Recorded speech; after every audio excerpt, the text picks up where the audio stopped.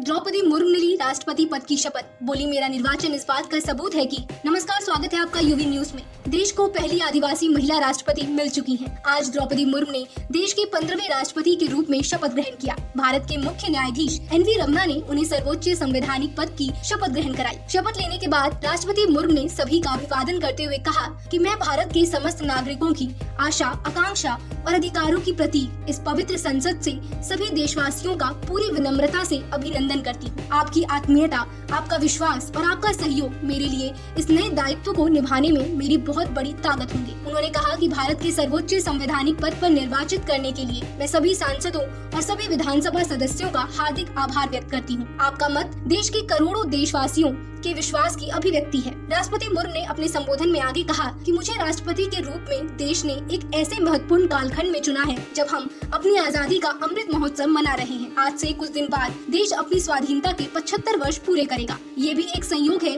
कि जब देश अपनी आजादी के 50वें वर्ष का पर्व मना रहा था तभी मेरे राजनीतिक जीवन की शुरुआत हुई थी और आज आजादी के 75वें वर्ष में मुझे ये नया दायित्व मिला है। उन्होंने कहा कि ऐसे ऐतिहासिक समय में जब भारत अगले 25 वर्षों के विजन को हासिल करने के लिए पूरी ऊर्जा से जुटा हुआ है, मुझे ये जिम्मेदारी मिलना मेरा बहुत बड़ा सौभाग्य है। उन्होंने कहा कि मैं देश की ऐसी पहली राष्ट्रपति भी हूँ जिसका जन्म आजाद भारत में हुआ है। राष्ट्रपति मुर्मू ने आगे कहा कि हमारे स्वाधीनता सेनानियों ने आजाद हिंदुस्तान के हम नागरिकों से जो अपेक्षाएं की थी उनकी पूर्ति के लिए इस अमृत काल में हमें तेज गति से काम करना होगा। इन 25 वर्षों में अमृत काल की सिद्धि का रास्ता 2 पटरियों पर आगे बढ़ेगा, सबका प्रयास और सबका कर्तव्य। उन्होंने कहा कि कल यानी 26 जुलाई को कारगिल विजय दिवस भी है। ये दिन भारत की सेनाओं के शौर्य और संयम दोनों का ही प्रतीक है। मैं आज देश की सेनाओं को तथा देश के समस्त नागरिकों को कारगिल विजय दिवस की अग्रिम शुभकामनाएं देती हूँ। अपनी जीवन यात्रा के बारे में बताते हुए उन्होंने कहा कि मैंने अपनी जीवन यात्रा ओडिशा के एक छोटे से आदिवासी गाँव से शुरू की थी। मैं जिस पृष्ठभूमि से आती हूँ वहाँ मेरे लिए प्रारंभिक शिक्षा प्राप्त करना भी एक सपने जैसा था, लेकिन अनेक बाधाओं के बावजूद